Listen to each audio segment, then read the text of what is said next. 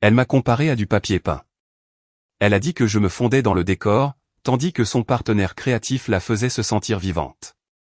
J'ai entendu chaque mot alors que je me tenais à 3 mètres d'elle.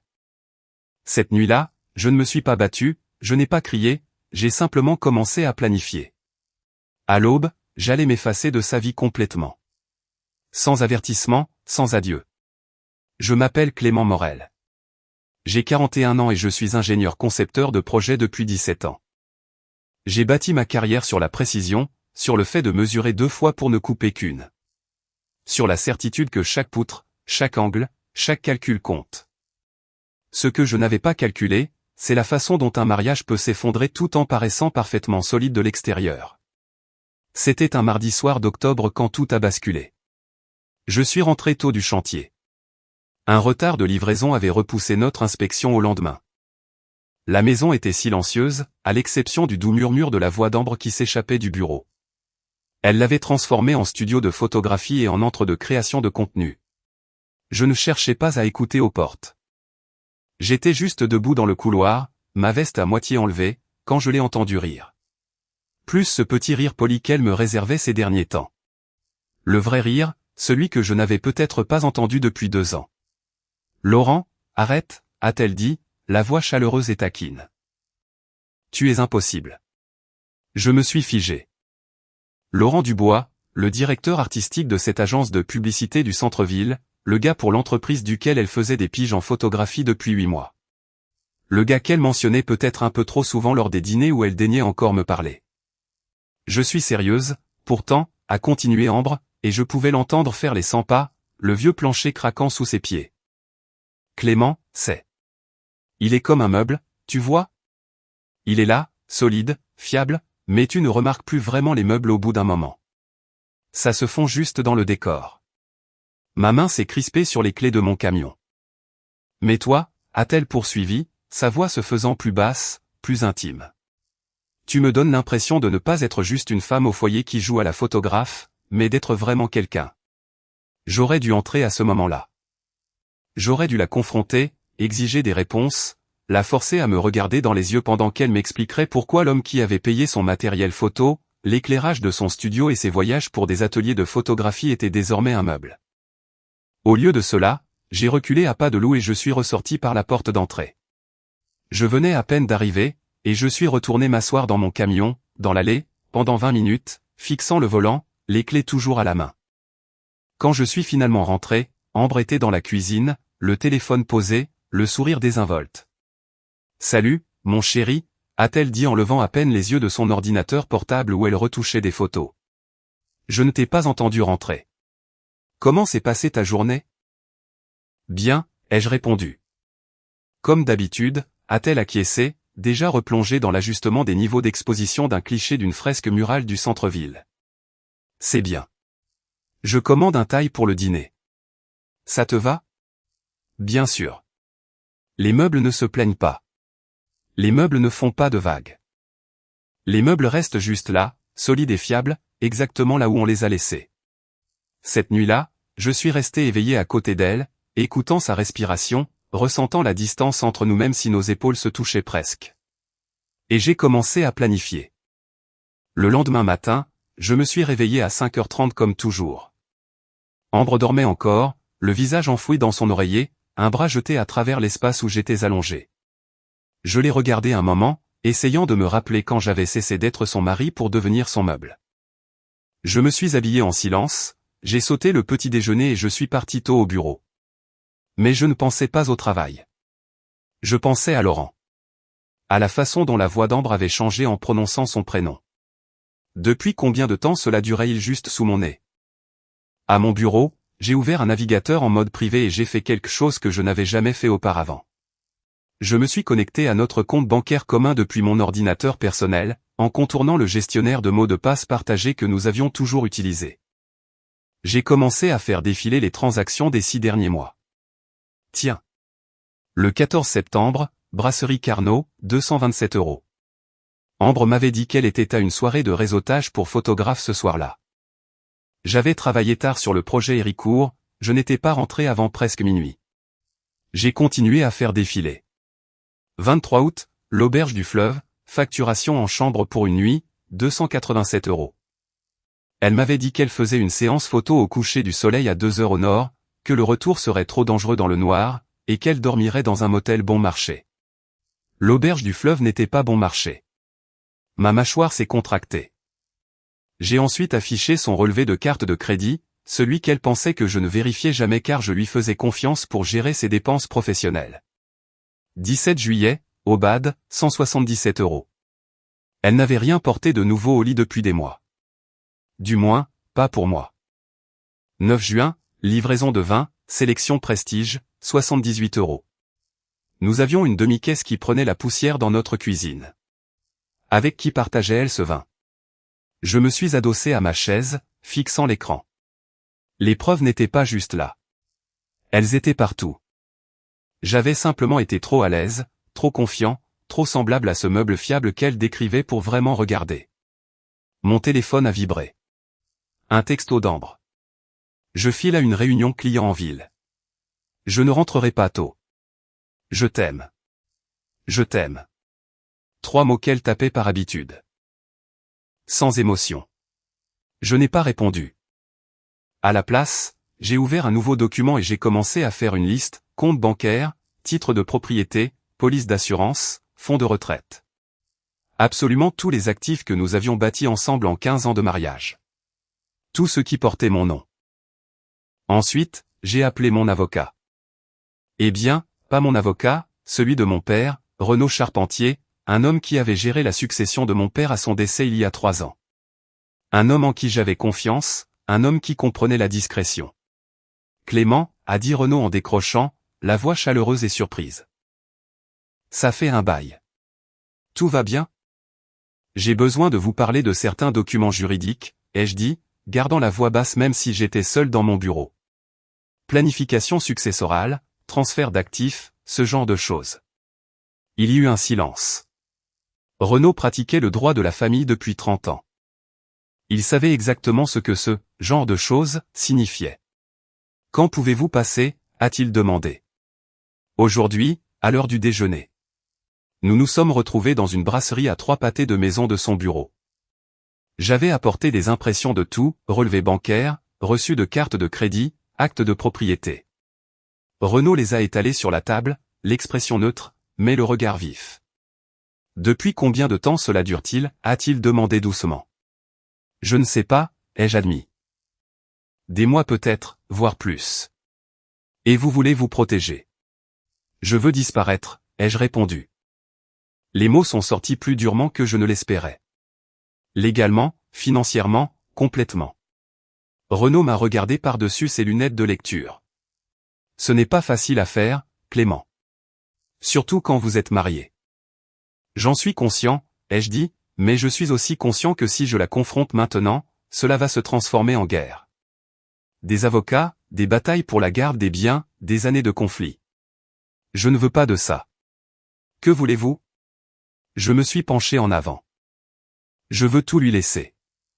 La maison, les voitures, les comptes, absolument tout. Et ensuite, je veux partir si proprement qu'elle ne saura même pas que je suis parti avant qu'il ne soit trop tard pour m'en empêcher. Renaud est resté silencieux un long moment. Puis il a hoché lentement la tête. Ça, a-t-il dit, je peux le faire. Renaud a travaillé vite, plus vite que je ne l'espérais. En 4 jours, il avait tout préparé. Acte de cession, autorisation de transfert de compte, changement de bénéficiaire pour l'assurance vie, et même les cartes grises des voitures transférées au seul nom d'Ambre. Vous comprenez bien ce que vous faites ici, a dit Renaud lors de notre 2e rendez-vous, en faisant glisser les documents sur son bureau. Vous lui laissez tout. La maison à elle seule vaut 368 000 €. Votre compte d'épargne retraite, encore 110 000 €. Elle repart avec près d'un demi-million d'euros d'actifs, et vous partez avec rien d'autre que votre camion et l'argent liquide que vous pourrez emporter. Je comprends, ai-je répondu. Et vous êtes sûr de vous? J'ai repensé à la façon dont Ambre m'avait regardé ce matin-là autour d'un café. Pas avec mépris, pas avec colère, juste avec rien. Comme si j'étais une chaise qu'elle avait cessé de remarquer il y a des années. J'en suis sûr. Il m'a tendu un stylo. Alors, signez. J'ai signé chaque document, je les ai datés et fait notarier directement dans son bureau. Renaud les a placés dans une enveloppe Kraft et me l'a tendue. Ceux-ci seront déposés le lendemain de votre départ, a-t-il dit. Pas avant. Si elle avant de cela plus tôt, elle pourrait bloquer les transferts. Vous devez être parti avant qu'elle ne comprenne ce qui se passe. Je le saurai. Ce soir-là, je suis rentré dans une maison vide. Ambre avait laissé un mot sur le comptoir de la cuisine. Dîner avec des clients. Ne m'attends pas, des clients, n'est-ce pas? Je suis monté dans notre chambre, j'ai sorti un sac de sport de l'étagère supérieure du placard et j'ai commencé à faire mes affaires. Pas grand-chose. Des vêtements pour une semaine, des articles de toilette, la montre de mon grand-père, l'album photo du service militaire de mon père, la seule chose dans cette maison qui comptait vraiment pour moi. J'ai laissé tout le reste, les photos de mariage sur la commode, le matériel de camping que nous n'avions pas utilisé depuis 5 ans, la cafetière que je lui avais offerte pour son anniversaire parce qu'elle disait que l'ancienne était trop lente. Qu'elle garde tout. Qu'elle se noie dans cette maison que nous avions construite ensemble pendant que je prendrais un nouveau départ quelque part. Elle ne penserait jamais à chercher. À 4 heures du matin, j'ai fait un dernier tour de la maison. J'ai vérifié chaque tiroir, chaque placard, m'assurant de ne rien laisser derrière moi qui puisse me relier à ma destination. Puis je me suis arrêté dans la cuisine. J'ai fixé le congélateur un long moment, je l'ai ouvert, j'ai sorti le sac de petits pois surgelés qui s'y trouvait depuis des mois, celui qu'Ambre avait utilisé quand elle s'était foulée la cheville au printemps dernier. J'ai retiré mon alliance, je l'ai fait tomber dans le sac, je l'ai enfoui profondément sous les légumes, puis j'ai remis le sac dans le congélateur et j'ai fermé la porte. Elle la trouverait un jour, ou pas. De toute façon, cela n'avait plus d'importance.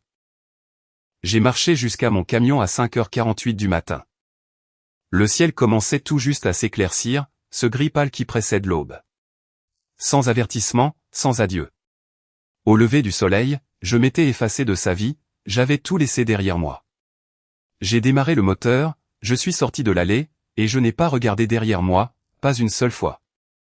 Quand Ambre se réveillerait 3 heures plus tard, la maison serait silencieuse. Mon côté du lit serait froid, mon camion parti, et elle n'aurait aucune idée que l'homme qu'elle appelait un « meuble » venait de sortir de sa vie pour toujours. Ambre fut réveillée par la lumière du soleil traversant la fenêtre de la chambre et tendit la main à travers le lit par habitude. Sa main trouva des draps froids, un espace vide. Elle cligna des yeux, vaseuse.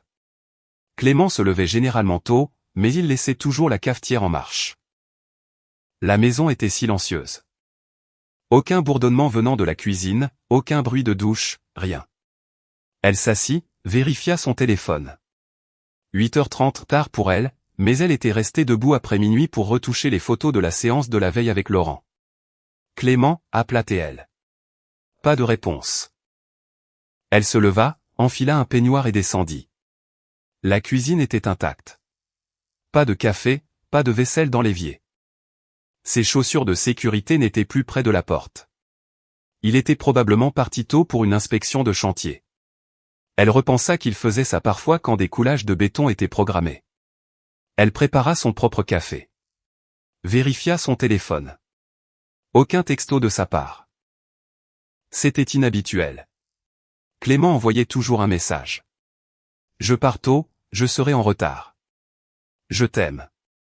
De petites attentions qu'elle avait cessé de lire depuis des mois. Elle ouvrit Instagram, fit défiler les commentaires sur sa publication de la nuit dernière. L'une de ses œuvres photographiques, un paysage urbain mélancolique qu'elle avait photographié avec Laurent dans le quartier des Entrepôts. Déjà 300 likes. Pas mal. Ce ne fut que lorsqu'elle monta chercher son appareil photo qu'elle s'en aperçut. Le placard, son côté à lui, était vide. Pas en désordre, pas saccagé, juste vide. Ses chemises sur cintre avaient disparu, ses pantalons de travail, l'étagère où il gardait ses bottes et ses vieilles casquettes de baseball avaient été vidées. Son cœur se mit à battre plus fort. Elle ouvrit brusquement les tiroirs de sa commode. Rien. Juste le bois nu et cette légère odeur de blocs de cèdre qu'il y gardait toujours. C'est quoi ce bordel, murmura-t-elle. Elle redescendit en courant, vérifia le garage. Sa boîte à outils était toujours là, son établi aussi, mais son camion avait disparu, sa veste avait disparu. Elle appela son téléphone, tomba directement sur la messagerie, appela de nouveau. Même chose. Elle resta plantée au milieu du garage, le souffle court, essayant de comprendre. Les gens ne partaient pas comme ça. Pas comme ça. Pas Clément. Clément était constant, fiable, prévisible à l'excès. Elle rentra, commença à fouiller la maison méthodiquement. Son bureau était vidé. Le classeur où il gardait les papiers importants était vide. Même le tiroir à bazar de la cuisine avait été trié, comme si quelqu'un l'avait fouillé et n'avait pris que ce dont il avait besoin. C'est alors que la panique commença à s'installer. Elle attrapa son ordinateur portable, se connecta à leur compte bancaire commun. Le solde était toujours là, en totalité. Mais quand elle cliqua sur les détails du compte, son nom à elle était le seul à y figurer. Le nom de Clément avait été retiré. Elle cliqua sur le compte du prêt immobilier. Même chose. Uniquement son nom à elle. Carte grise, assurance, facture, tout avait été transféré à son nom. Tout. La maison, les véhicules, les comptes. Il lui avait tout laissé et s'était volatilisé. Ses mains tremblaient alors qu'elle composait de nouveau son numéro. Messagerie. Clément, qu'est-ce qui se passe, bordel, dit-elle, la voix montant dans les aigus. Où es-tu? Rappelle-moi tout de suite. Elle raccrocha, fixa le téléphone. Puis elle appela Laurent. Salut, beauté, répondit-il, la voix chaleureuse et détendue. Je te manque déjà? Laurent, j'ai besoin que tu viennes, dit-elle, la gorge nouée. Quelque chose ne va pas. Clément est parti. Parti? Comment ça, parti? Je veux dire disparu. Ses affaires, son camion, tout. Il a tout simplement disparu. Il y eut un blanc à l'autre bout du fil. Tu es sérieuse? Oui, je suis sérieuse. Tu peux venir ou pas? J'arrive. Elle raccrocha, marcha jusqu'à la fenêtre de la cuisine, fixa l'allée vide, essaya de se rappeler la dernière chose que Clément lui avait dite. Elle n'y parvint pas. Ambre déposa un avis de disparition le 3e jour. Non pas parce qu'elle s'inquiétait sincèrement pour moi, mais parce que Laurent le lui avait conseillé autour d'un café ce matin-là. Ça fera meilleure impression si les gens commencent à poser des questions, avait-il dit, assis sur notre canapé avec ma tasse préférée à la main. Tu appelles la police, tu déposes des mains courantes, tu fais tout ce qu'une épouse inquiète devrait faire. Ça te couvre. Elle avait hoché la tête, répétant déjà ce qu'elle dirait, les larmes qu'elle verserait, la confusion qu'elle feindrait. La police arriva l'après-midi même. 2 policiers, un plus âgé aux cheveux grisonnants et aux yeux fatigués. Un plus jeune qui n'arrêtait pas de regarder Ambre comme s'il la reconnaissait de quelque part, probablement d'Instagram. Elle avait 43 000 abonnés. Madame Morel, dit le policier plus âgé en sortant un carnet. Quand avez-vous vu votre mari pour la dernière fois? Il y a 3 jours, dit Ambre, d'une voix soigneusement mesurée. Je suis allé me coucher vers minuit. Il dormait déjà. Quand je me suis réveillé le lendemain matin, il n'était plus là. Tous ses vêtements, son camion, tout a disparu. Y a-t-il eu des disputes récemment, des problèmes financiers, quelque chose d'inhabituel dans son comportement? Non, mentit-elle effrontément. Tout était parfaitement normal. Nous avons dîné ensemble 2 soirs avant, regardé un film. Il avait l'air bien. Je ne comprends pas ce qui s'est passé. Le jeune policier fit le tour de la maison, vérifiant les pièces, ouvrant les placards. Il revint en secouant la tête. Aucun signe de lutte ou d'effraction. Madame, on dirait qu'il a fait un sac et qu'il est parti de son plein gré. Mais pourquoi ferait-il ça, demanda Ambre, laissant sa voix se briser juste ce qu'il fallait. Nous étions heureux. Ça n'a aucun sens. Le policier le plus âgé échangea un regard avec son collègue. Un regard qui disait qu'ils avaient déjà vu ça. Trop souvent. Madame Morel, nous voyons parfois cela, dit-il doucement. Des hommes qui partent, tout simplement. Crise de la quarantaine, stress au travail, dépression. Ils fuient. Parfois ils reviennent après quelques jours. Parfois non. Mais sans preuve d'acte criminel, il n'y a pas grand-chose que nous puissions faire légalement. Mais vous n'allez pas le chercher? Sa panique devenait réelle à présent. Nous allons enregistrer le signalement, vérifier les hôpitaux, croiser ces informations avec nos bases de données. Mais madame, si un adulte veut disparaître et qu'il n'y a aucun crime impliqué, nous ne pouvons pas le forcer à revenir. Ils sont partis. Ambre resta sur le pas de la porte, regardant leur voiture s'éloigner, sentant une véritable peur s'installer dans sa poitrine pour la première fois. À la 2e semaine, elle commença à publier sur les réseaux sociaux, prudemment d'abord. Une photo en noir et blanc de notre mariage avec pour légende, tu me manques plus que les mots ne peuvent le dire. S'il te plaît, rentre sain et sauf. Emoji triste. Main en prière. Cœur. Les commentaires affluèrent rapidement. Oh mon Dieu. J'espère qu'il va bien. J'envoie des prières à vous deux. Reste forte, ma belle. Puis quelqu'un commença à creuser. Un détective d'internet avec trop de temps libre avait trouvé les photos qu'elle avait postées avec Laurent au cours des 6 derniers mois. Les réunions avec des clients qui ressemblaient curieusement à des dîners romantiques. Les collaborations créatives dans des bars à vin. Les publications sponsorisées où elle identifiait Laurent avec de petits cœurs et des blagues d'initiés. Un commentaire fit particulièrement mal, peut-être qu'il en a eu marre de te servir de toile de fond pendant que tu jouais à la photographe avec ton toy-bois. Je dis ça comme ça. Ambre le supprima immédiatement, mais d'autres affluèrent plus vite qu'elle ne pouvait les effacer. Remarquez qu'elle n'est pas vraiment triste sur ses photos. C'est que de la mise en scène. Son mari disparaît et elle fait un shooting photo là-dessus. Toute cette histoire respire la mauvaise conscience. Elle désactiva les commentaires, passa son compte en privé, mais le mal était fait. Son nombre d'abonnés commença à chuter.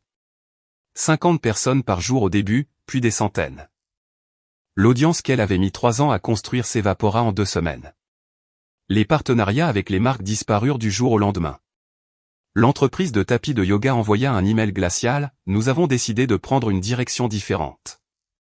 Son partenariat pour des soins de la peau prit fin sans explication, juste un avis de résiliation. Les clients pour ces photos commencèrent à annuler. Nous allons faire appel à quelqu'un d'autre. Problème de budget. Changement de plan. Laurent cessa de venir aussi souvent. Cessa de répondre rapidement à ses appels. Quand elle le confronta finalement un soir dans sa cuisine, il leva à peine les yeux de son téléphone. « Bébé, ça fait beaucoup », dit-il d'un ton désinvolte. Cette histoire de mari disparu, la police qui pose des questions, tout ce drame en ligne. Je n'ai pas signé pour un tel niveau d'ennui. Tu as dit que tu m'aimais, répliqua Ambre, le désespoir s'insinuant dans sa voix. J'ai dit que j'aimais passer du temps avec toi, la corrigea Laurent, la regardant enfin dans les yeux. Ils étaient froids, calculateurs. Il y a une différence. Et en ce moment, être associé à toi est mauvais pour mon image. Elle le fixa. Alors c'est tout. Après tout ça. Je pense que nous avons besoin d'espace jusqu'à ce que tout ça se tasse, dit-il, se dirigeant déjà vers la porte. Tu comprends, n'est-ce pas? Il partit sans l'embrasser. Sans même se retourner. Ambre se retrouva seule dans cette maison qui lui semblait désormais immense et étouffante. Le silence pesait sur ses tympans comme l'eau des profondeurs. À la 3e semaine, la solitude s'était dotée de crocs. Elle se réveillait à 3 heures du matin, tendait la main de l'autre côté du lit par habitude, et ne trouvait que des draps froids. Elle préparait du café pour 2, puis fixait la 2e tasse avant de la vider dans l'évier. Elle mettait la table pour le dîner et réalisait au beau milieu de son repas qu'elle était complètement seule. Un après-midi, cherchant désespérément quelque chose pour engourdir la douleur, elle ouvrit le congélateur pour prendre de la glace. C'est alors qu'elle vit le sachet de petits pois surgelés. Celui du printemps dernier, quand elle s'était foulé la cheville et que je l'avais maintenu contre le gonflement pendant qu'elle se plaignait de rater une séance photo. Elle le sortit. Il semblait plus lourd qu'il n'aurait dû l'être. Quelque chose n'allait pas. Confuse, elle déchira le sachet au-dessus de l'évier. Mon alliance en tomba et frappa le plan de travail avec un bruit métallique qui résonna dans la cuisine silencieuse. Elle la ramassa d'une main tremblante, fixant l'anneau d'or comme s'il s'agissait d'une pièce à conviction sur une scène de crime. L'inscription à l'intérieur était toujours visible, pour toujours commence aujourd'hui. Il savait. Il avait tout su à propos de Laurent, de ses mensonges, de tout ça. Et il était quand même parti en silence. Il avait laissé la bague comme ultime déclaration. Il lui avait tout laissé, sauf lui-même. Les larmes vinrent alors. De vraies larmes, pour la première fois. Des sanglots laids, étouffants, qui résonnèrent dans les pièces vides avant d'être engloutis par le silence. Mais j'étais déjà à 3 départements de là, en train de construire quelque chose de nouveau, et je n'ai pas entendu la moindre larme tomber. J'avais atterri en Auvergne, dans le département du Cantal plus précisément. Un endroit si éloigné de la vie que j'avais laissé derrière moi qu'il aurait pu se trouver sur une autre planète. Le projet de refuge pour vétérans avait été le rêve de mon père bien avant de devenir le mien. Il en parlait constamment dans les mois précédant sa mort. Cette vision de construire un endroit où les gars qui avaient servi leur pays puis étaient passés entre les mailles du filet pourraient se remettre sur pied avec dignité et détermination. Il avait créé un fonds pour cela, l'alimentant pendant 5 ans. Il avait économisé 18 400 € sur sa pension, billet après billet, minutieusement. Il m'avait tout laissé dans son testament, avec une simple requête écrite de son écriture tremblante, « Termine ce que j'ai commencé, mon fils. Offre-leur une seconde chance. » J'aurais aimé pouvoir en faire plus pour mes frères d'armes. J'avais gardé cet argent pendant 3 ans. Trop enlisé dans mon mariage confortable et ma routine rassurante pour en faire quelque chose de significatif. Trop à l'aise dans mon rôle de meuble pour construire quelque chose qui comptait vraiment. Maintenant, debout devant une structure à moitié achevée, avec des planches de bois empilées en hauteur et l'odeur de la sueur fraîche flottant dans l'air épais de la montagne, je comprenais enfin ce qu'il avait essayé de me dire pendant tout ce temps. Le chef de chantier était un homme nommé Henri Roussel. La soixantaine, la peau burinée et des yeux perçants qui ne manquaient rien. Un ancien commando parachutiste avec une claudication prononcée, due à l'explosion d'un engin explosif improvisé en Afghanistan qui avait tué 3 hommes de son escouade et lui avait laissé une tige en titane dans la jambe gauche. Il m'a jaugé de haut en bas quand je suis arrivé un mardi matin, mon camion couvert de poussière et chargé de tout ce que je possédais. « Vous êtes perdu ?» m'a demandé Henri, sans méchanceté. « Non, monsieur », ai-je répondu en le regardant droit dans les yeux. « Je cherche le projet de refuge. J'ai entendu dire que vous auriez besoin d'aide pour le construire. Vous savez manier un marteau ? Je suis ingénieur en structure, ai-je dit. Je sais lire des plans et m'assurer que les choses ne s'effondrent pas. Je peux apprendre le reste assez vite. Henri m'a observé un long moment. Ses yeux qui en avaient trop vu prenaient toute la mesure de ce que j'étais. Puis il a hoché la tête une fois. C'est assez bon. Vous avez un endroit où dormir ? Pas encore. Il y a une caravane derrière. Elle n'a pas servi depuis environ 1 an. Elle a besoin d'être nettoyée et elle sent probablement la souris, mais il y a du chauffage et l'eau courante. Vous nous aidez à construire ce truc. Et vous pourrez y loger gratuitement. On reçoit des repas quand le camion-restaurant passe, 2 fois par jour. Ça vous va ? Je lui ai serré la main. Sa poigne était de fer malgré son âge. C'est parfait. Cette première semaine fut brutale, d'une manière que je n'avais pas anticipée. Mon corps n'était absolument plus habitué au travail physique. J'avais passé 17 ans derrière un bureau à calculer des charges et à réviser des plans. Soulever de lourdes poutres, transporter des plaques de plâtre, creuser des trous pour les poteaux dans le sol à moitié gelé d'Auvergne était une toute autre affaire. Mes mains étaient à vif, couvertes d'ampoules, dès le 2e jour. Mon dos hurlait de douleur le 3e jour. Je m'effondrais dans cette caravane moisie chaque soir, trop épuisé pour penser, trop exténué pour rêver, et je me réveillais avant l'aube pour recommencer. Mais c'était un travail honnête. Un vrai travail. Le genre où l'on peut voir des progrès tangibles à la fin de chaque journée. Un mur qui n'existait pas le matin. Une poutre de toit solidement fixée contre le vent. De vraies fondations, planes et droites. Les autres bénévoles formaient une équipe hétéroclite. Des vétérans pour la plupart, des gars qui avaient été exactement là où se dirigeaient les futurs résidents. Des gars qui comprenaient intimement ce que signifiait tout perdre et avoir désespérément besoin que quelqu'un leur tende la main pour les relever, plutôt que de leur faire l'aumône. L'un d'eux s'appelait Guy Mercier. Ancien fusilier marin doté d'une intensité silencieuse qui forçait le respect sans avoir à le demander. Les forces spéciales avança, bien qu'il ne parlât pas de ces années-là, et que son dossier militaire fut en grande partie censuré. Il était revenu de 3 missions. N'avait pas réussi à se réadapter à la vie civile. Avait passé 5 ans à errer entre les hôpitaux d'instruction des armées et les foyers d'hébergement, avant qu'un programme dans la Creuse ne lui redonne structure et but. Désormais, il passait le relais, un coup de marteau à la fois.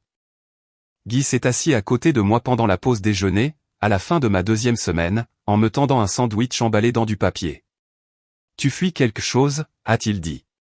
Ce n'était pas une question, mais l'affirmation neutre d'un fait observé. Je n'ai pas répondu tout de suite. J'ai simplement déballé le sandwich et j'ai mordu dedans. Dinde et emmental. Simple et bon. Ce n'est pas grave, a poursuivi Guy, s'installant sur la pile de bois comme si nous nous connaissions depuis des années. La moitié des gars ici fuient quelque chose. Des mauvais mariages, de mauvaises décisions, de mauvais souvenirs qui refusent de lâcher prise. Le truc. Ce n'est pas de s'arrêter ou de courir. C'est de comprendre si on fuit quelque chose ou si on court vers quelque chose. Il y a une vraie différence entre les deux. Quelle est la différence, ai-je demandé doucement. Guy a regardé les montagnes qui s'étendaient à perte de vue dans toutes les directions, vers le squelette du bâtiment qui s'élevait sous l'immense ciel. Quand on fuit, on continue de regarder par-dessus son épaule chaque jour. On laisse toujours ce qu'on a laissé derrière soi définir où on va. Quand on court vers quelque chose, on bâtit quelque chose de nouveau. Avec un vrai but. On crée au lieu de simplement s'échapper. Tu construis quelque chose de nouveau ici, Clément. J'ai fait une pause, posé le sandwich avec soin, regardé la structure s'élever autour de nous, ces murs qui abriteraient bientôt des gens qui en avaient désespérément besoin. Oui, ai-je dit, pensant chaque mot. Je crois bien. Guy a hoché lentement la tête, satisfait. Bien. Parce que le monde a déjà assez d'hommes brisés qui errent sans but. Ce dont il a vraiment besoin, ce sont des hommes qui savent comment reconstruire. Comment prendre ce qui est en miettes et le rendre fort à nouveau. Ce soir-là, je me suis assis sur les marches de la caravane, regardant le soleil se coucher sur les montagnes en traînées orange et violet profond. Mon téléphone, le téléphone jetable que j'avais acheté dans une station-service en Lozère, était posé à côté de moi. Il ne contenait que 3 contacts enregistrés, Renaud Charpentier, l'avocat, et les services d'urgence. C'était tout. Aucun message, aucun appel en absence, aucun compte sur les réseaux sociaux, aucune connexion avec la vie dont je m'étais méthodiquement effacé. Juste le silence. Un silence propre, clair, honnête, qui ne réclamait rien de moi à part ma présence. Et pour la première fois depuis un nombre incalculable d'années, j'ai eu l'impression de pouvoir enfin respirer à plein poumon, comme si ces derniers recevaient enfin l'oxygène dont ils avaient été privés. Les montagnes se moquaient bien de savoir qui j'avais été. Le travail ne jugeait pas mon passé. Les hommes ici ne posaient pas de questions auxquelles ils n'avaient pas besoin de réponses. J'étais juste Clément, un type avec un marteau et un but, et c'était suffisant. 3 années s'écoulèrent comme de l'eau entre les doigts. 3 années de sueur et de sueur, de murs dressés et de toits fixés, d'hommes retrouvant leurs repères dans un monde qui les avait oubliés. J'avais changé, d'une manière qu'Ambre ne reconnaîtrait pas. Mes mains étaient maintenant calleuses, marquées par les cicatrices d'un travail honnête. Mes épaules s'étaient élargies à force de soulever des poutres, mon visage s'était creusé, buriné par le vent et le soleil d'Auvergne. J'avais laissé pousser ma barbe, je la gardais taillée, mais présente, et j'avais laissé les reflets argentés s'installer sur mes tempes sans les combattre. Le refuge était terminé maintenant, opérationnel. 24 lits occupés par des vétérans à qui l'on offrait une seconde chance, exactement comme mon père l'avait rêvé.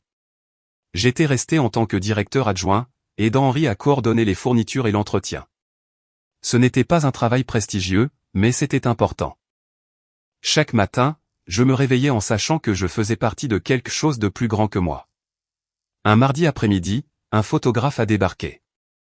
Un jeune gars avec du matériel hors de prix, expliquant qu'il travaillait pour un magazine régional de plein air et préparait un dossier sur les projets communautaires de reconstruction en Auvergne. « Ça vous dérange si je prends quelques clichés de l'équipe au travail ?» a-t-il demandé à Henri. Henri a haussé les épaules. « Tant que vous ne restez pas dans les pattes. » Je transportais du bois de récupération avec un autre bénévole quand le photographe a commencé à mitrailler. Je n'y ai pas prêté attention. J'ai continué à travailler, concentré sur la tâche à accomplir. 2 mois plus tard, Guy est venu vers moi pendant la pause déjeuner avec un magazine à la main. « T'as vu ça ?» a-t-il demandé en l'ouvrant à une page marquée. J'y étais. En plein effort, du bois sur l'épaule, plissant les yeux à cause du soleil. La photo était candide, non posée, vraie. La légende disait, des bénévoles transportent du bois de récupération pendant la rénovation du refuge pour vétérans du Cantal. Pas de nom, pas d'identification. Juste un homme faisant un travail honnête. Elle est belle, ai-je dit en lui rendant le magazine. Guy m'a observé. Tu as peur que quelqu'un te reconnaisse. Non, ai-je répondu, et je le pensais. L'homme sur la photo n'est pas le même que celui qui est parti. qu'ils cherchent. Ils ne trouveront pas celui qu'ils veulent trouver. Ce que j'ignorais, c'est qu'à 3 départements de là, dans une librairie d'Annecy, en Haute-Savoie, Ambre était sur le point de feuilleter ce même magazine en attendant la fin d'une averse. De son côté, dans la maison qui fut autrefois la nôtre, Ambre avait reconstruit une version de sa vie. Pas celle qu'elle avait voulu, mais celle qu'elle avait récoltée par ses choix. Les abonnés n'étaient jamais revenus. Les partenariats commerciaux avaient disparu pour de bon. Elle avait dû prendre un emploi normal dans un studio de photographie, retouchant le travail des autres pour 11 € de l'heure. La maison était trop grande, trop chère, trop pleine de fantômes. Elle avait essayé de refaire sa vie. Laurent était parti à Paris sans un regard en arrière. D'autres hommes étaient venus et repartis, mais aucun n'était resté. Tous sentaient en elle quelque chose de brisé qu'elle ne parvenait pas tout à fait à dissimuler. Ce mardi-là, elle s'était réfugiée dans une librairie pour échapper à la pluie. Par habitude, elle avait erré jusqu'au rayon des magazines. Avait pris une publication sur la nature qu'elle ne lirait jamais en temps normal. Avait feuilleté des pages montrant des chalets isolés et des sentiers de randonnée. Elle s'apprêtait à le reposer quand elle vit la photo. Sur la 3e page, en demi-page, montrant des bénévoles dans un projet de refuge. Son souffle s'arrêta. L'homme sur la photo avait une barbe, les tempes grisonnantes, des vêtements différents, une posture différente, mais elle connaissait ses yeux. Elle connaissait la façon dont il tenait ses épaules. Elle le reconnaissait jusqu'au fond de ses os. Clément. Le magazine lui glissa des doigts, les pages s'éparpillant sur le carrelage. Un vendeur lui demanda si elle allait bien. Elle ne répondit pas. Elle fixait simplement la photo, comme si elle allait se dissoudre si elle détournait le regard. Il était en vie. Pas seulement en vie, mais il allait bien. Il construisait quelque chose. Il apportait sa contribution. La photo dégageait de la force, un but, de la paix. Tout ce qu'elle ne lui avait jamais laissé l'espace d'être. Elle ramassa les pages de ses mains tremblantes, acheta le magazine et rentra chez elle en conduisant dans le silence. Ce soir-là, elle s'assit à la table de la cuisine sous une lumière crue, étudiant chaque détail de la photographie. L'arrière-plan montrait des montagnes. La légende mentionnait le Cantal, en Auvergne. Il était parti en Auvergne. Pour la première fois depuis 3 ans, Ambre prit une décision qui ne concernait ni sa propre préservation ni la gestion de son image. Elle irait le trouver. Non pas pour le ramener, non pas pour s'excuser bien qu'elle lui doive au moins ça, mais pour voir de ses propres yeux ce qu'il était devenu sans son poids à elle pour le tirer vers le bas. Elle réserva un vol pour vendredi. Ambre arriva dans le Cantal un vendredi après-midi, loua une voiture à l'aéroport et conduisit sur des routes de montagne qu'elle n'avait jamais vues, suivant les indications jusqu'au refuge pour vétérans mentionné dans l'article. Elle avait répété ce qu'elle allait dire une centaine de fois dans l'avion. Des excuses, des explications, des justifications pour expliquer pourquoi elle avait fait tout ce chemin. Aucune ne sonnait juste dans sa tête. Le refuge se trouvait au bout d'un chemin de terre bordé de pins et de montagnes. Il était plus grand qu'elle ne l'avait imaginé. Bien construit, solide. Le genre de bâtiment qui témoignait de soin et de précision dans chaque poutre et chaque clou. Elle se gara de l'autre côté de la route et attendit. Regarda les bénévoles aller et venir. Vit des hommes travailler sur une extension du bâtiment principal. Ses mains serraient le volant si fort que ses jointures en étaient blanches. Puis, elle le vit. Clément sortit du bâtiment principal, portant du bois sur son épaule comme si cela ne pesait rien. Il avait tellement changé que c'en était presque douloureux à regarder. La barbe était nouvelle, striée d'argent. Ses épaules étaient plus larges. Ses bras musclés par le travail. Il se déplaçait avec une assurance qu'elle ne lui avait jamais connue auparavant, comme s'il s'était enfin trouvé. Il portait des chaussures de chantier, une chemise à carreaux et un jean délavé couvert de vraie poussière, et non les vêtements soigneusement repassés qu'il mettait pour aller au bureau. Ce n'était pas l'homme qui mesurait sa vie en tableau excellé en calcul structurel. C'était quelqu'un de nouveau, quelqu'un d'entier. Les mains d'Ambre tremblaient lorsqu'elle ouvrit la portière. Elle avait attendu 3 heures, mais maintenant que le moment était venu, son courage lui faisait presque défaut. Elle fit un pas sur le gravier. Le bruit de ses bottes sur les cailloux lui parut incroyablement fort. Clément leva les yeux, la vit pendant un long instant. Aucun d'eux ne bougea. Ils restèrent simplement là, à 15 mètres de distance sur cette terre d'Auvergne. 3 années de silence suspendues entre eux comme de la fumée. Puis Clément posa soigneusement le bois, s'essuya les mains sur son jean et s'avança vers elle. Ni vite, ni lentement. Juste avec constance. Comme il l'avait toujours fait. Sauf que maintenant, cette constance venait de sa force et non de l'habitude. Il s'arrêta à environ 3 mètres. Assez près pour parler. Assez loin pour maintenir une distance. Ambre, dit-il. Sa voix aussi avait changé. Plus grave, plus calme, comme s'il avait trouvé quelque chose de solide en lui-même. Clément. Sa voix ne fut guère plus qu'un murmure. J'ai vu ta photo dans un magazine. Je devais. J'avais besoin de voir si c'était vraiment toi. C'est moi, dit-il simplement. Elle le regarda vraiment, et vit ce que la photo n'avait fait que suggérer. Cet homme n'avait pas besoin d'elle. Il n'attendait rien d'elle. Il avait bâti une vie sans elle et elle lui allait mieux que leur mariage ne lui était jamais allé. Je suis désolé, dit-elle, les mots se bousculant. Pour tout. Pour Laurent. Pour t'avoir traité comme si tu ne comptais pas. Pour n'avoir pas vu ce que j'avais avant de le perdre. Clément garda le silence un moment. Ni en colère, ni blessé. Simplement pensif. J'apprécie que tu le dises, finit-il par répondre. Vraiment. Mais Ambre, je ne suis pas venu ici pour attendre tes excuses. Je suis venu ici pour construire quelque chose qui compte, et c'est ce que j'ai fait. Je sais, dit-elle, les larmes commençant à couler. Je le vois. Tu as l'air heureux. Vrai. Comme si tu avais enfin trouvé ta place. C'est le cas, confirma Clément.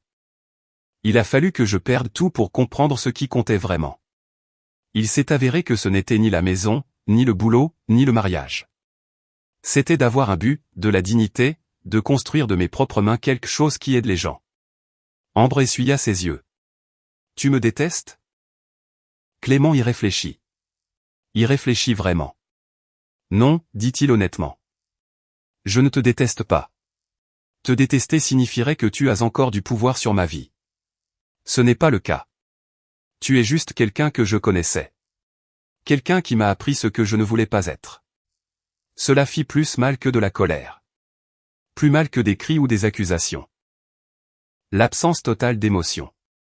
La finalité de la chose. Y a-t-il une chance, commença T.L. Non, dit Clément, sans méchanceté mais fermement.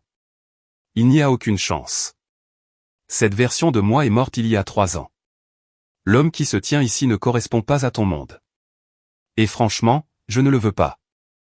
J'aime ma vie. J'aime qui je suis. Je ne redeviendrai pas un meuble. Ambre hocha la tête, acceptant ce qu'elle savait être vrai au fond d'elle-même. Que dois-je faire? Rentre chez toi, dit Clément. Construis quelque chose de vrai. Arrête de faire un spectacle pour les appareils photo et vis, tout simplement. Trouve quelqu'un qui te voit toi, et pas ton nombre d'abonnés.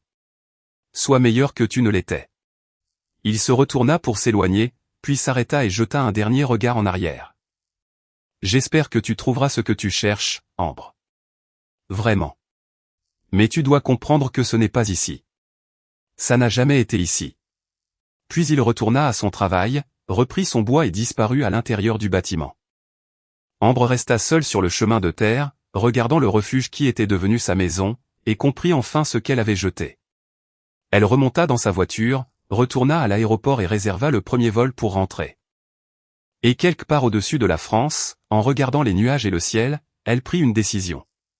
Elle allait supprimer son compte Instagram, trouver un vrai travail, arrêter de chercher la validation d'inconnus. Peut-être, juste peut-être, apprendrait-elle à se considérer comme autre chose que du contenu. Il était trop tard pour elle et Clément. Cette histoire-là était terminée. Mais sa propre histoire, sa véritable histoire, venait peut-être tout juste de commencer. 8 mois après la visite d'Ambre, j'ai rencontré Sophie Chamroy lors d'une séance d'information pour les bénévoles du refuge. Elle représentait une association locale qui proposait des formations professionnelles aux vétérans en transition vers la vie civile. Elle avait des yeux doux et une force tranquille qui me rappelait les montagnes. Pas de faux-semblants, pas de mise en scène, juste une présence authentique. Nous avons commencé à discuter autour d'un café pendant une pause. Elle m'a parlé de son défunt mari, un pompier mort en intervenant sur un feu de forêt il y a 4 ans, du fait d'élever seul leurs 2 enfants, de trouver un but en aidant les autres, tout en portant son propre deuil. Tu ne parles pas beaucoup de ton passé, m'a-t-elle fait remarquer lors de notre 3e café, qui n'avait plus rien à voir avec le travail et commençait à être tout autre chose. Il n'y a pas grand-chose qui vaille la peine d'être raconté, ai-je dit. Cette personne n'existe plus. Elle a hoché la tête comme si elle comprenait parfaitement. Je comprends.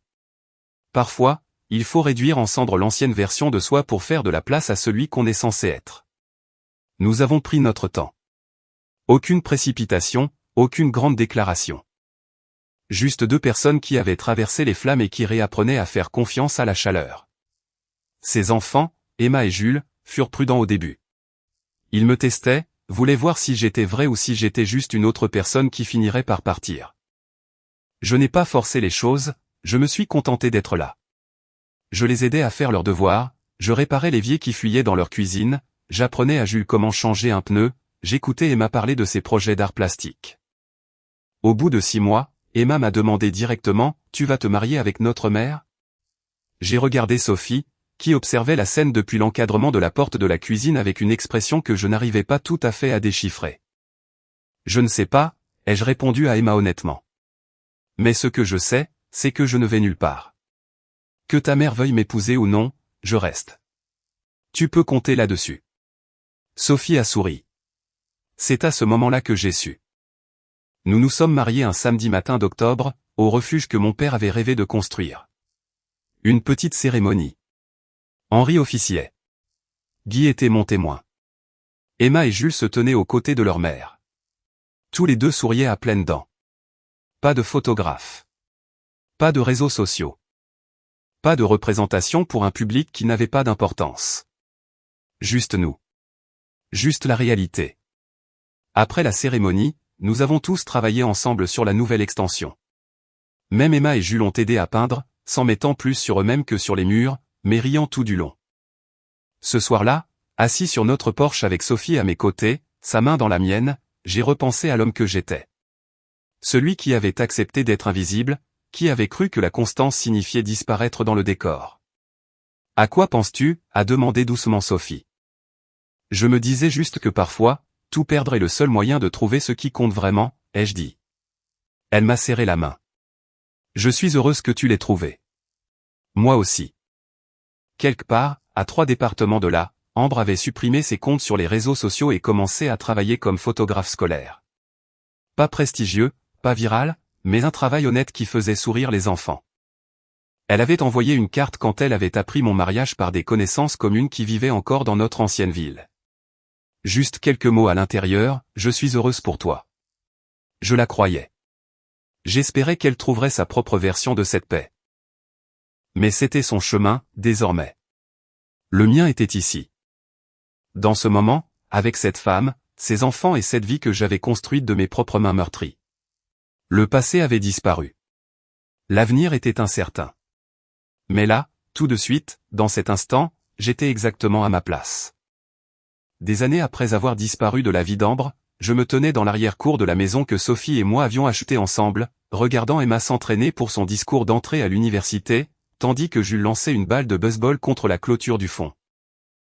Avec un rythme que seul un garçon de 15 ans pouvait maintenir. La maison n'était pas grande. 140 mètres carrés à la périphérie de la ville, avec vue sur les montagnes. Mais c'était la nôtre. Chaque clou, chaque coup de pinceau, chaque souvenir se construisait entre ces murs. Sophie est sortie sur le porche en portant 2 verres de citronnade, les cheveux tirés en arrière, portant l'une de mes vieilles chemises à carreaux par-dessus son jean. Elle m'a tendu un verre et s'est appuyée contre la rambarde à côté de moi. Emma est nerveuse pour son entretien, a-t-elle dit doucement. Elle s'en sortira très bien, l'ai-je rassuré. Elle a ta force et ta constance, a ajouté Sophie en me serrant le bras. Le refuge s'était encore agrandi. Les 24 lits étaient passés à 40. Nous avions ajouté un centre de formation professionnelle, une clinique de santé mentale et un atelier de menuiserie où les vétérans pouvaient apprendre un métier tout en reconstruisant leur vie. Les 18 400 € de mon père s'étaient transformés en quelque chose qu'il n'aurait jamais pu imaginer. Henri avait pris sa retraite l'année dernière et m'avait cédé le poste de directeur. J'avais été terrifié au début, mais Guy m'avait rappelé quelque chose d'important, « Tu sais déjà comment diriger », m'avait-il dit. « Tu le fais par l'exemple depuis 4 ans. Maintenant, tu ajustes le titre qui va avec. Le mois dernier, nous avions posé la première pierre d'un projet que je planifiais depuis 2 ans. Un bâtiment résidentiel pour les vétérans vieillissants qui avaient besoin de plus de soins que ce que le refuge pouvait offrir. Ces unités avec du personnel médical à temps plein et des espaces communs conçus pour la dignité et la vie en communauté. Nous allions lui donner le nom de mon père, le centre de soins pour vétérans Daniel Morel. Mon téléphone a vibré. Un texto de Renaud Charpentier, mon avocat. Celui qui m'avait aidé à disparaître toutes ces années auparavant. J'ai entendu parler du nouveau centre. Ton père serait fier. Bon sang, moi je suis fier. Tu as construit quelque chose qui compte, Clément. J'ai souri et remis le téléphone dans ma poche. De bonnes nouvelles, a demandé Sophie. Juste quelqu'un qui me rappelle le chemin parcouru, ai-je dit. Ce soir-là, après le dîner, Emma m'a pris à part. Je peux te demander quelque chose de personnel. Toujours. Est-ce que tu regrettes, parfois, d'avoir quitté ton ancienne vie de la façon dont tu l'as fait? J'y ai réfléchi. J'y ai vraiment réfléchi. J'ai pensé à l'homme que j'étais. Le mari invisible. Le meuble cambre ne voyait plus. Non, ai-je dit honnêtement. Pas une seule seconde. Cette vie-là me tuait à petit feu. Partir m'a sauvé. Cela m'a mené ici. À ta mère. À Jules et toi. À un travail qui a vraiment du sens. Je le referai exactement de la même manière. Emma a hoché la tête, satisfaite. Bien, parce qu'on est vraiment content que tu sois resté. Elle m'a serré rapidement dans ses bras, puis est retournée à ses devoirs. Plus tard cette nuit-là, allongé dans le lit avec la tête de Sophie sur ma poitrine, j'ai fixé le plafond en repensant au voyage qui m'avait mené jusqu'ici. Quelque part, Ambre construisait sa propre version de la rédemption. J'avais appris par d'anciens contacts qu'elle fréquentait quelqu'un, un professeur, un homme discret qui la faisait rire. J'espérais que c'était sincère cette fois. J'espérais qu'elle avait appris ce que j'avais dû apprendre à la dure, qu'être vu ne consiste pas à être parfait ou à faire une performance. Il s'agit d'être authentique, de se montrer tel que l'on est et d'avoir confiance que c'est suffisant. Tu penses trop fort, a murmuré Sophie, endormie. Désolé, ai-je dit en lui embrassant le front. À quoi pensais-tu? Juste de la gratitude, ai-je répondu. Pour les secondes chances, pour avoir trouvé un vrai but. Pour toi. Elle a souri contre ma poitrine. Nous sommes les plus chanceux. Elle avait raison. J'avais tourné le dos à tout ce qui me définissait pour trouver qui j'étais. Maison, mariage, carrière, identité. Et en perdant tout cela, j'avais trouvé quelque chose d'infiniment plus précieux. Je m'étais trouvé moi-même. Les montagnes derrière notre fenêtre se dressaient, silencieuses et fortes, exactement comme elles l'avaient fait chaque nuit au cours des 4 dernières années. Des témoins constants et immuables de l'homme que j'étais devenu. Demain, je me réveillerai tôt. J'aiderai Jules avec ses devoirs de mathématiques avant l'école. J'embrasserai Sophie avant de partir pour le refuge. Je passerai ma journée à construire quelque chose de significatif aux côtés d'hommes qui comprenaient la valeur d'une seconde chance. C'était ma vie maintenant. Pas parfaite, pas glamour. Pas le genre de vie qui génère des likes, des abonnés ou des moments viraux. Mais c'était la vraie vie. C'était la mienne. Elle était bâtie sur des fondations de dignité, d'utilité et de travail honnête. Et c'était plus que suffisant. C'était tout.